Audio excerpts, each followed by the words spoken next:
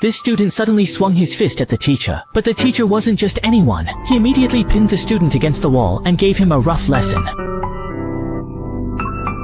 The coach threw him out, and in a fit of anger, the student quit the team. Immediately after, two of the main scorers also left the team. Others worried that the team's strength would take a big hit, but the coach didn't care at all, because new scorers would emerge this season. He then had the players sign a contract, promising that as long as everyone followed its terms, he could guarantee the team would win. But for this group of athletes, sticking to the contract was harder than climbing to the sky. The first rule was still manageable. Within the team, everyone had to address each other as Mr., and they had to wear formal attire during games to show respect between people. The second rule was a bit tougher. Players had to arrive on time for training, and if they were late, they would be punished with 250 push-ups plus 20 shuttle runs. But even such terrifying physical punishments were nothing compared to the third rule of the contract, which really drove them crazy. The coach required them to attend every academic class, sit in the front row, and maintain an average score of 2.3 in their final exams. Otherwise, they would not be allowed to play basketball. The players thought this was an unreasonable rule.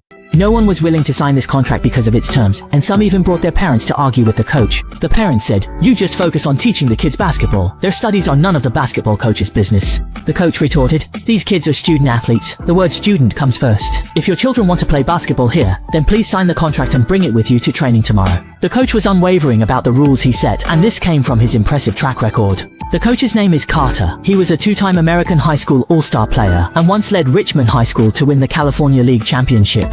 On the wall, there are still records of his points, assists, and steals. Judging by his resume, he shouldn't have ended up coaching this bottom-ranked team. But because Coach Carter had a deep affection for his alma mater, he decided to come back and save the team. Even though the principal only offered him a salary of $1,500, he gladly accepted. The old coach was grinning from ear to ear when he saw someone was finally willing to take over, because he simply couldn't control this group of angry and impoverished kids. But Coach Carter promised the parents that he was confident he could change their children's lives. For the sake of their children's future, the parents all signed the contract in the end, though they didn't have much hope. The players also thought Coach Carter was just trying to scare them, so someone decided to test him, center Bart.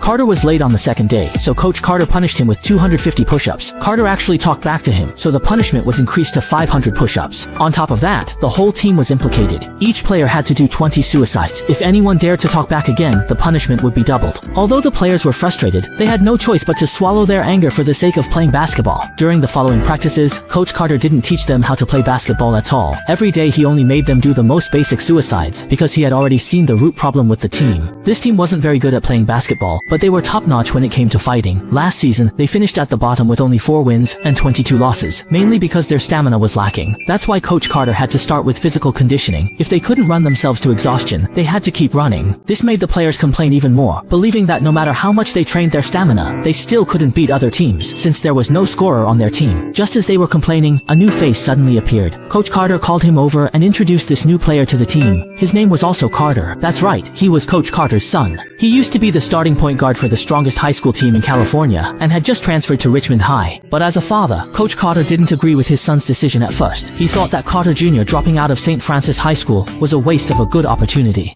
There were good educational resources, but Kawhi was very eager to play basketball under his father's coaching. He even promised to raise his grades to a 3.7 GPA and had already signed his father's contract. Seeing his son's determination, Kawhi's father chose to respect his decision. However, on his first day going to the gym, Kawhi got lost and ended up being a few minutes late. Following the rules, his father punished Kawhi accordingly. When the team members saw how impartial Kawhi's father was, they resumed training. But today's training was a breath of fresh air.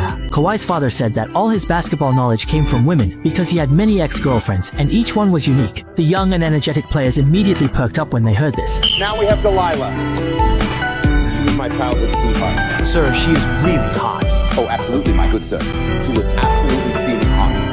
And she was clearly beyond furious. Kawhi's father said that Diane represented man-to-man defense, while Linda stood for trap tactics. After a while, Kawhi's father had talked about more than 500 ex-girlfriends, leaving the players stunned. The team's tactics also became much more diverse, and they would make full use of them in the upcoming games. Soon, the first game of the new season was about to begin. The players were worried about the team's offense because they had never practiced it. But Coach K told the players, "You don't need to worry. Just remember these few words. Just keep running non-stop throughout the whole game." But by the fourth quarter, the team was still trailing, and the referee's calls were going against them. Coach K immediately called a timeout and told Kawhi to get ready to go in. "Those guys are exhausted. Why are these guys going to miss that free throw when he's warm and our first option?" 1, 2, 3. After the timeout, just as expected, the opponent missed their free throw. They were already out of energy, while Coach Lee's players were still full of vigor. With Kawhi's layup, the team sounded the horn for a comeback and quickly closed the gap to just 1 point. Next came a steal. Kawhi caught the ball and drove to the basket, faked a shot but actually passed, shaking off 2 defenders, and Worm finished with a layup, sealing the game-winning shot. Coach Lee secured his first win of the season. Kawhi earned the recognition of his teammates through this game, and everyone was celebrating this long-awaited victory. However, a former teammate who had left the team came over to make sarcastic remarks, saying that the team only won because the opponents were weak, but the teammates didn't want to pay him any attention. It turned out that after Timo left the team, he started selling flour with his cousin from the streets. Although he could make some money, this wasn't really what he wanted.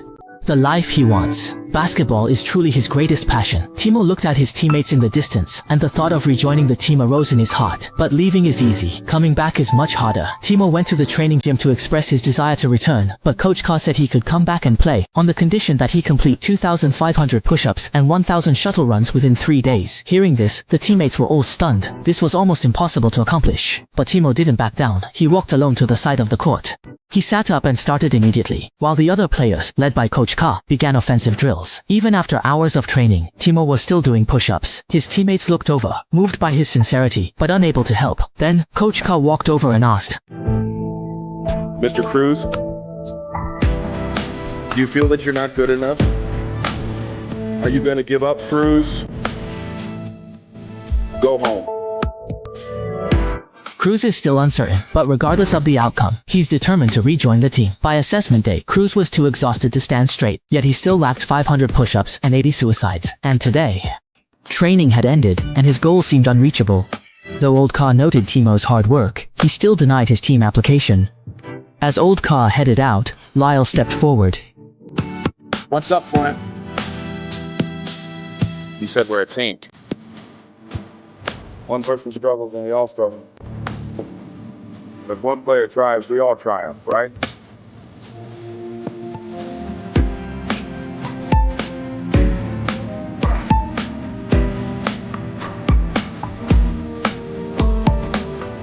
I'll do some too. I'll run suicides too.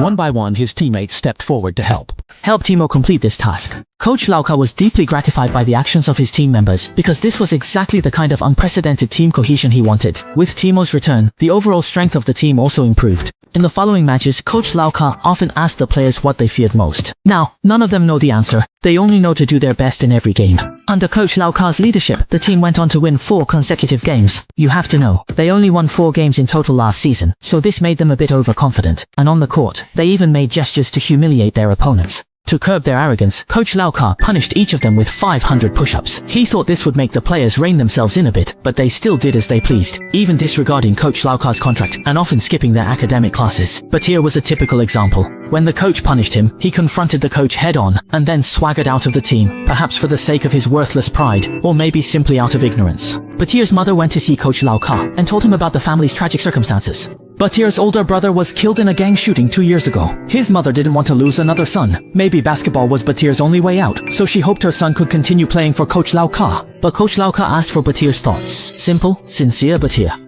He apologized to Coach Carter and promised that he would catch up with his academic work as soon as possible. Coach Carter believed him, but also required him to complete 1,000 push-ups and 1,000 suicides before he could rejoin the team. With a full roster, the Richmond High School team was unstoppable, achieving a record of 12 wins and 0 losses, and earning a spot in the Bay Area Championship. The players celebrated in the locker room, but Coach Carter reminded them to keep up with their studies. The players assured Coach Carter that their grades were absolutely fine. Hearing this, Coach Carter finally relaxed his stern expression and felt happy for his players. The Bay Area Championship arrived as scheduled, and Richmond High faced a formidable opponent. With just over a minute left in the 4th quarter, they were still trailing by 6 points. Coach Carter used his last timeout and laid out the many ex-girlfriends play. Following Coach Carter's instructions, Junior Carter hit a 3-pointer. Then the team pressed on defense and forced a turnover. Battle received an assist from Junior Carter and threw down a dunk, narrowing the score to just 1 point behind. Everyone quickly got back on defense, but unexpectedly, Junior Carter made another steal. He passed the ball to Kenyon, then sprinted up the court, received Kenyon's return pass, and calmly sank a 3-pointer from beyond the arc. But the good times didn't last long. The opponents earned an and one opportunity. After making the free throw, Richmond again. They're trailing by 1 point, but there's barely any time left.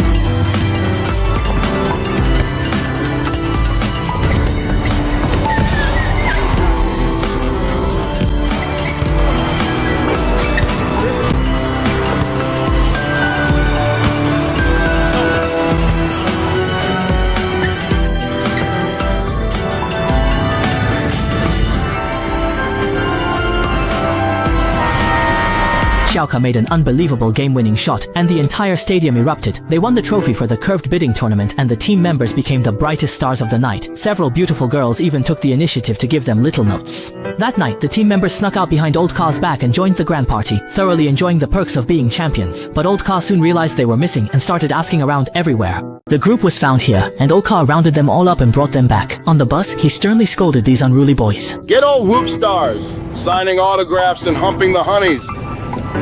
And I'm gonna show you what humping is. But the team members showed no remorse. Old Ka was very disappointed in them. After achieving just a small success, they had already become so conceited. But what disappointed him even more was yet to come. Old Ka returned to his office and saw the report card sent by the science teacher. Almost all the team members had failed. It was only then that he realized he had been deceived. They hadn't been studying seriously at all. He was disappointed in his team members, but also in himself, so he made an important decision. The next day, the team members arrived at the training hall, only to find the main entrance tightly locked. On the door, it was written, "Training cancelled. Meet at the library." Old Ka told them, "I've already found tutors for you. Each of you must meet the standard, or the training hall will stay locked." The team members didn't understand, and the troublemaker Timo started to back out again. The principal also didn't support Old Ka's approach. He came to Old Ka's office to scold him. Take the lock off that gym. My phone hasn't stopped ringing. Maybe someone on the other end of that phone has a solution to our problem. This football season will be the turning point of their lives. I think that's the issue. Don't you agree?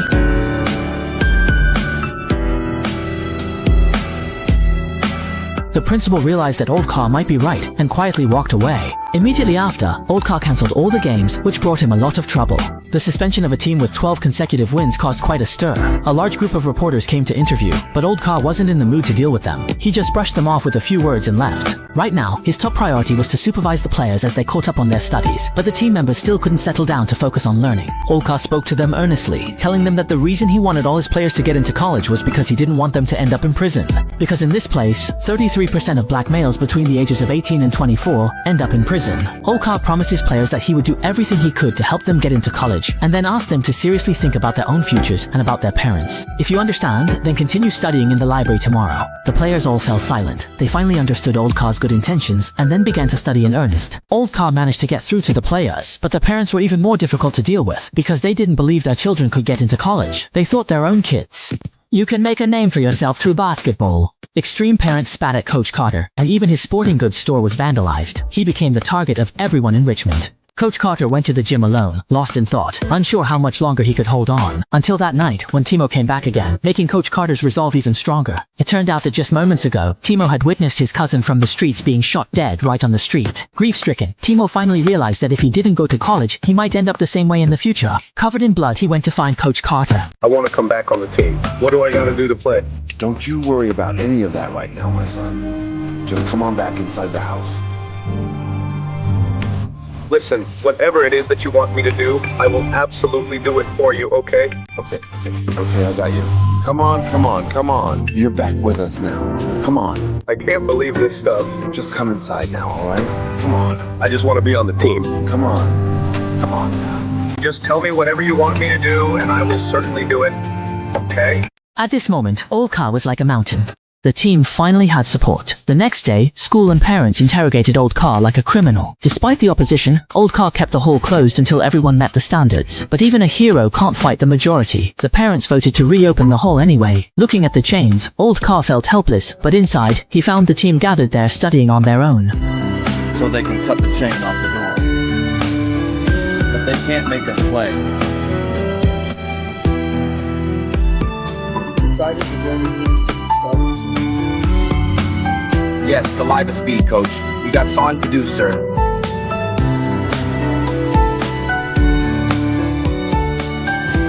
Our deepest fear is not that we are inadequate. I think this fear that we are powerful beyond measure, you're playing small, does not serve the world. There was nothing enlightened about shrinking so that other people won't feel insecure around you.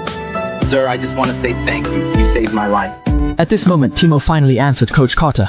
The answer to the previous question is also the answer for all the team members. Thanks to everyone's hard work, the players' academic performance all met the standard, and the team was finally able to resume playing games. With a 17-game winning streak, they made it to the California Finals, where they were about to face the top-ranked St. Francis. The Richmond team members were fearless, but because their opponents were so strong, Richmond was always trailing by more than 10 points. As the third quarter was about to end, the players became very anxious.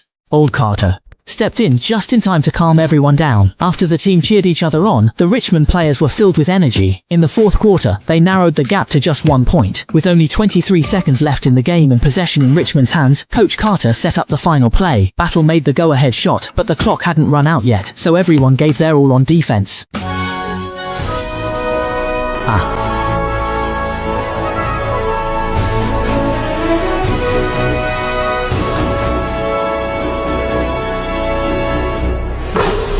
Ultimately, a buzzer beater cost them the championship. The players stood on the court in disappointment. In the locker room, Coach Carter told them, "Though we lost, it's no different from being champions because you worked hard and never gave up. You managed to overcome yourselves, and that's even more important than winning or losing. I'm proud of you. If I had to choose a school to teach at all over again, I would still choose Richmond." As they walked out of the locker room, people cheered for them once again. Even though they lost the game, they had already won in life. Coach Carter overcame countless obstacles. He not only taught them how to win games, but also helped them get into college and kept them from going down the wrong path. Life is full of crossroads, and getting lost is nothing to be afraid of. What's truly frightening is not actively seeking a way out. We might complain about not having a mentor like Carter, about not having the right opportunities, blame others or fate, or even belittle ourselves. But remember, everyone has unlimited potential. Don't complain about temporary difficulties. So long as you bravely keep overcoming yourself, you're one step closer to a better future.